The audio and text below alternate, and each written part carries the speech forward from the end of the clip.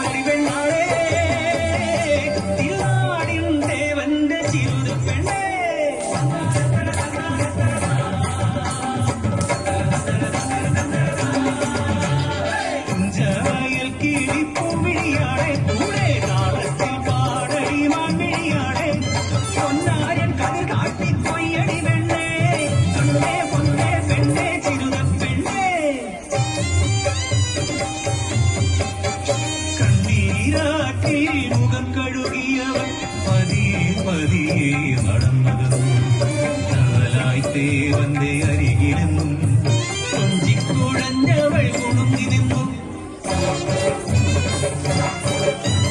പാടവരം പിന്നക്കത്ത് തമ്പ്രാൻ തിരിയോടെ കളിയായി അടുത്തു വന്നു. ചിരുത പെണ്ണിനെ നോക്കി നിന്നു. ആ അഴകിൽ തമ്പ്രാൻ മയങ്ങി നിന്നു.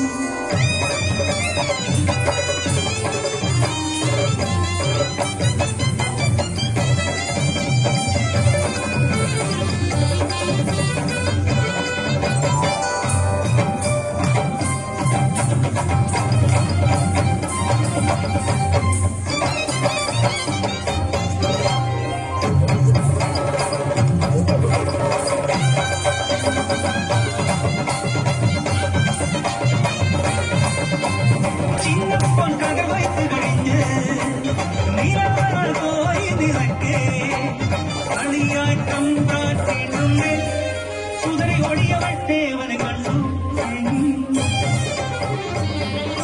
കരിയായി ദേവൻ തമ്പ്രാനെ അന്ന് വിലക്കി. തക്കം പാർത്തൻ ചതിയൊരുക്കി ദേവനെ തീർക്കാൻ നാടൊരുക്കി. കൂട്ടം ചേർന്ന് കടവനഞ്ഞു നെല്ലുകെട്ടെന്നു മുദ്രകുത്തി. നാട്ടുകൂട്ടം ചേർന്ന് ദേവനെ ആറ്റിൽ മുക്കി താഴ്ത്തി. ഇതു കേട്ട ചിരുത നെഞ്ചുപൊട്ടി തേങ്ങി. ദൈവഹിതമോ നീച ചിന്തയോ ഒളികണ്ണ് തമ്പ്രാനെ വിളിച്ചു. അവൾ പകയോടെ ചിരിതൂകി നിന്നു. കൊതിയോടെ തമ്പ്രാൻ അരികിലെത്തി. കയ്യിൽ കരുതിയ അരിവാളുമായി തമ്പ്രാനെ ആഞ്ഞുവെട്ടി. പിടയുന്ന തമ്പ്രാനെ പതിമറന്നവൾ പകയോടെ നോക്കി നിന്നു. പരിഹാരം തീർത്തവൾ പടിയിറങ്ങി. തമ്പ്രാന്റെ കൂട്ടാളർ തേടിയലഞ്ഞു. കണ്ണീരാട്ടിൻ വക്കത്ത് ദേവനെ ഓർത്തവൾ ഇടനെഞ്ചു പൊട്ടി തേങ്ങി.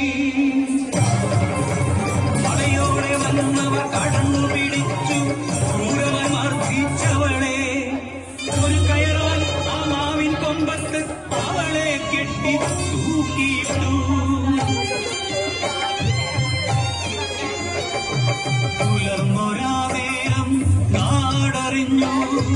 ചിരുത പെണ്ണ് തൂങ്ങിയെന്ന്. കണ്ടവർ കേട്ടവർ സ്ഥിതി അറിയാതെ ധരിച്ചു നിന്നു. ചിരുത എന്തിരി കടുങ്കൈ ചെയ്തു ദൈവേ.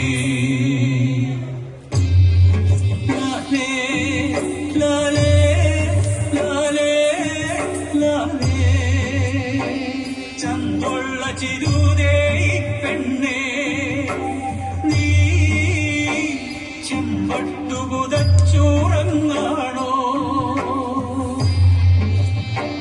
തെക്കേ മുറ്റത്തെ മരത്തിന്റെ കൊമ്പിലെ തൂക്കിയതെന്തിനാ പെണ്ണേ? ലാലേ ലാലേ ലാലേ ലാലേ ലാലേ ലാലേ ലാലേ ലാലേ